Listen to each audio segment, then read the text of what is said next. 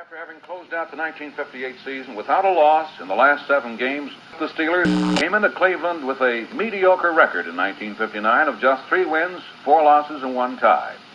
Average and the Cleveland home field, where Pittsburgh teams had won only 1 game in 10 years, favored the Browns. But little did they reckon on the buzzsaw that they would run into in Bobby Layne and company, coached by Buddy Parker, who had built 3 champions in Detroit prior to taking over in Pittsburgh.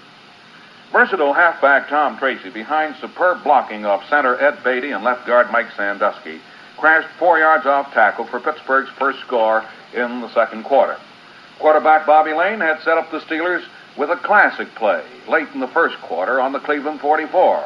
Layne handed off to halfback Ray Matthews, who had been playing at end position at the time. It was an end around on second down, and Matthews' travels took him very deep back into Pittsburgh territory, where he hurled a mighty 50-yard pass, gathered in by Jimmy Orr, Pittsburgh's standout end, who made a sensational catch on the Cleveland 7.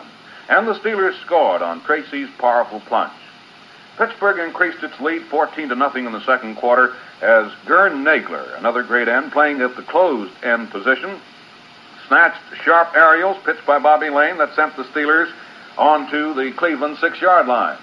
Quarterback Layne alertly recovered a fumble by halfback Tom Barnett, and on fourth down, Tom Tracy split the Cleveland line asunder for the Steelers' second score. With 2 minutes to play in the first half, Cleveland broke into the scoring column.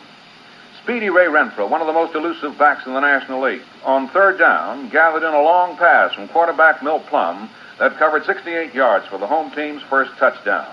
However, wonder of wonders, the great toe, the golden toe, Lou Groza, missed the extra point. It became the most important miss as the thrilling game progressed with the score Pittsburgh 14, Cleveland 6 at halftime. The third quarter of this titanic battle was scoreless. In the fourth quarter, the Giants and the Chicago Cardinals score was announced, with Chicago leading the Giants 14-13.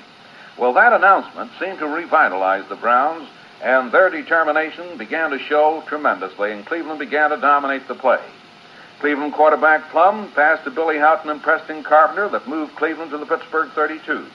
At this point, Speedy Ray Renfro again escaped our security police in the secondary, caught another Plum from Milt Plum for the Browns' second touchdown, and Groza's point narrowed Pittsburgh's lead to 14-13.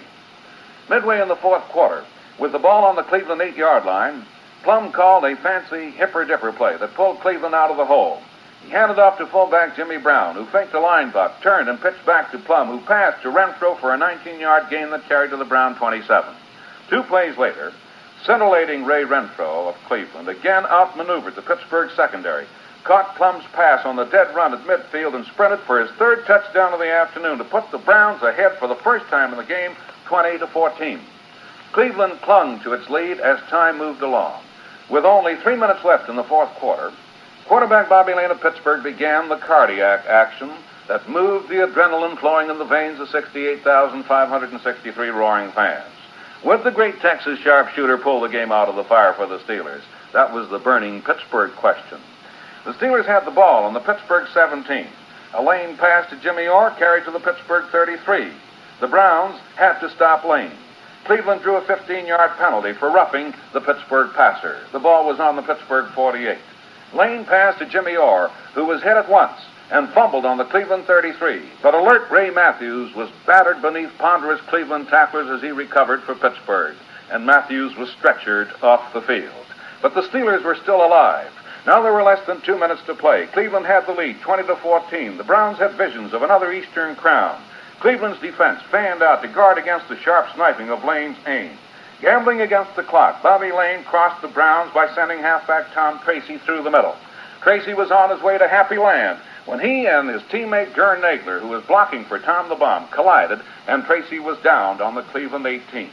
The Steelers tried a hocus-pocus handoff Layne to Tracy back to Layne, who was stopped cold on the Cleveland 18.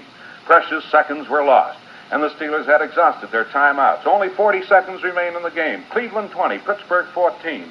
It was second down on the Cleveland 18. On the next play, the Pittsburgh offensive line became a rock-ribbed wall.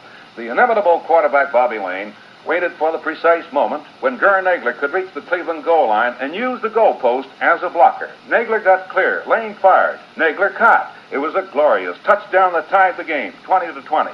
Now it was up to the great Bobby Layne. The vital game-winning point was his to make. In Texas, black oil is the great commodity. With Layne, sweating ice water is his stock in trade. Calmly and coolly, he split the uprights with the game-winning point. Pittsburgh had the lead, 21-20. Bedlam reigned among the Steeler 10,000 in the stands and the Steelers on the bench. But there still were 40 seconds to play. In those last 40 seconds, Cleveland fashioned 6 plays. Sideline passes down and out moved the Browns to their 35, then their 46. Once again, the ubiquitous Renfro broke into the clear. Quarterback Plum's pass was sailing into his sure hands. Renfro's high-pumping knees pumped too high. The ball bumped out of his hands, and the pass was incomplete.